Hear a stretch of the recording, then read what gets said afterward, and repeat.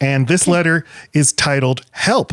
My employee won't make a move on her coworker, even though everyone in the office thinks she should. The letter writer, says this: I've been the managing director for a premium advertising agency in the heart of London for more than a decade now.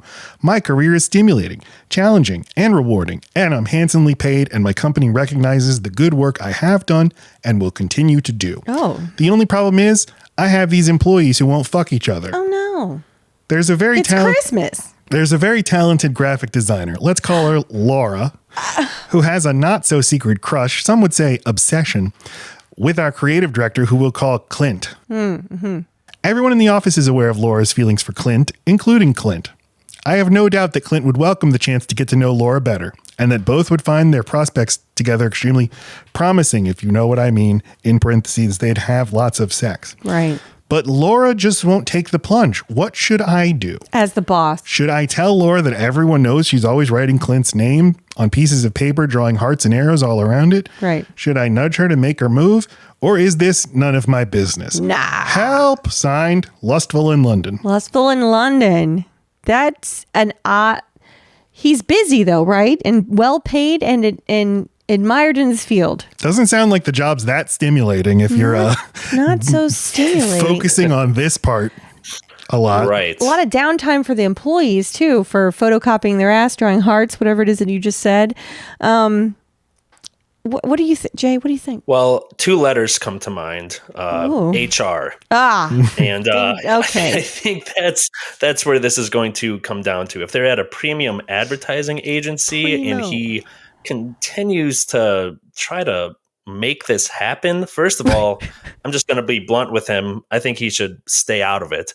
You know, there are a lot of romances and like long-term relationships that have happened and sparked at a work. You're looking at one. So just from personal experience, so get this. I worked at a Buffalo Wild Wings for 7 years. It may not be the exact spitting image, same thing as a premium advertising agency, but I worked in the kitchen. Premium wings. Mm-hmm. And premium wings, Tuesdays.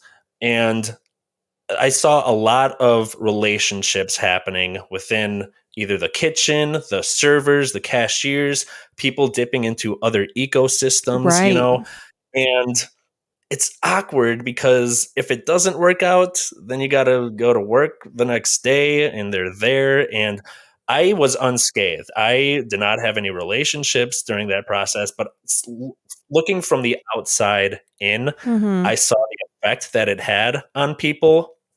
But going back to the long-term relationships that did work out from work, I don't know any great ones that started with, our manager was really putting us together, like forcing us to be together. And really? All these years later. Yeah. That's never happened? Big Daddy Papa Manager that's not doing enough of the work, and we're working our fucking asses off. In fact, he's constantly giving me shit for taking personal calls. Well, here's the thing. Yeah. I have so much sympathy for the workers of the world. And in fact, in our modern world, Lacey and Jay, especially for adults, there's no real place to actually socialize and make connections with friends. It's kind of just work. That's really one of the only places you can actually form connections with people, and romance can possibly bloom. So I have sympathy for people who want to get into relationships with their coworkers. That being said, I believe once you become the manager, you are no longer of the people. You are exactly in the hierarchy. You now have you have power, and as such responsibility, meaning you need to stay out of it. Now, one time, my dad took me to a water park when I was 10 years old. And I was very scared to go down this very big slide called the plunge. The plunge is one of those slides that just drops you down almost at a 90-degree angle. And I was so scared, and my dad just pushed me down the slide. Something my dad would. It's so unlike my dad to do things like this. You're not supposed to push down a slide like that, right? You need the actual pull of your body to keep you on the. He could have killed you, Matt. It was a situation where the lifeguard's like, just go, and he just nudged me down. Rules. And when I got to the bottom, I was like, that's my favorite slide I've ever done. Thank you, Dad. So I know that Lustful in London probably thinks, just assuming he talks like this, I'm the dad of the office. You're not your management. These people aren't your friends. Right. You can't think of them that way. They Quit are not sitting on their your desks. Dick business. height. Dick eye level. Quit doing that. And that's really the long and the thick of it is as management, these sorts of things are not your concern. I mean, the only thing that I could see where it brings management in is how deep is this longing? How distracted these are two highly skilled professionals. You can't just swap in and out someone else willy-nilly. I gotta think this is some major outside talking, longing. Maybe fire her.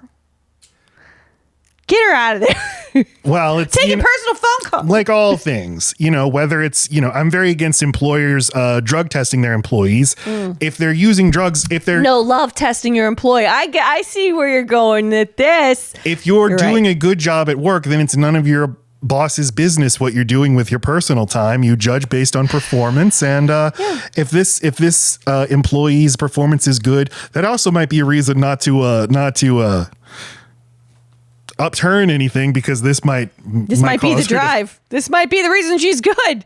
She's an edger.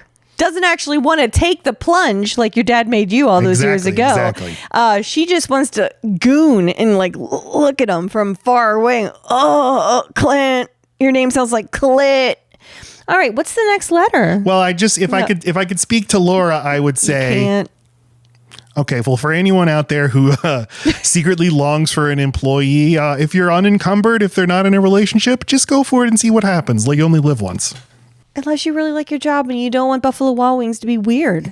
Yes. One more note for just directing Lustful in London here. It makes me wonder, what's going on in your life, bud? Why are you so focused on I was thinking the same thing. What's going on? Some sort of vicarious situation of just do it. Just do it. Just live recklessly. I want someone else in the office to be bad, so maybe I can be bad. I don't know. Some of us have assistants who don't keep their legs shut in awkward ass skirts. You know what I mean? The advice again is work on you, Lustful. Work on yourself. Work on you. Yes. I'm worried all of our answers are going to end in maybe therapy. Well, not everybody can afford therapy, but he's in London where they have socialized medicine, so it's right there for you. Okay, because I was going to say maybe it's England, so move. What? Everyone seems crazy in England. We keep getting a lot of letters from England. That's all I'm saying. Okay, well, I think this one is also from... Let's see if my theory is going to hold up.